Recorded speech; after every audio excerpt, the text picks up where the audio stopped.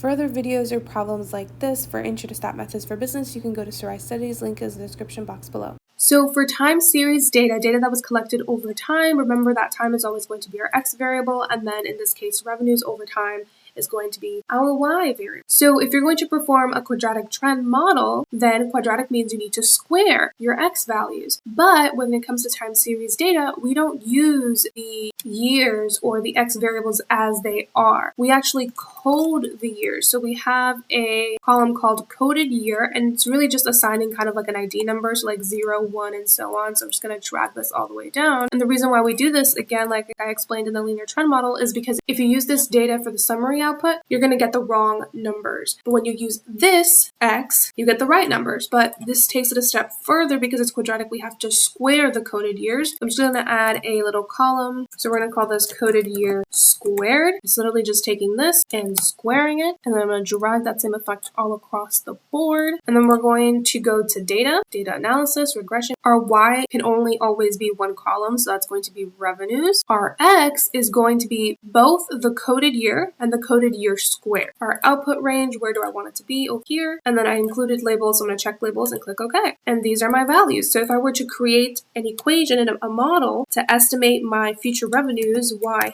hat, that's going to be equal to, remember, B, so bow B. So this is my bow, this is my B, and then everything after that is just like B2, B3, B4, so on. My intercept plus my first slope times the first variable plus my second slope times the second variable, which is just the X squared, coded year squared. Let's say I want to estimate revenues for the year 2020 using this model. Then what I would do is say equal this plus this times the coded year for 2020, which is going to be 19, and I'll write it down in a second, plus this times the coded year for 2020 squared, so 19 squared. So let me make sure I put 19 there, and make sure you put multiplication sign there. Click enter, and that is my answer. So remember, we're using coded year, so we're not using 2020, we're using its corresponding coded year, like its ID, its secret name, its code name, whatever you want to think of it like. So in this case, 2020 is the year 19 in our data, so we're going to put 19 in here.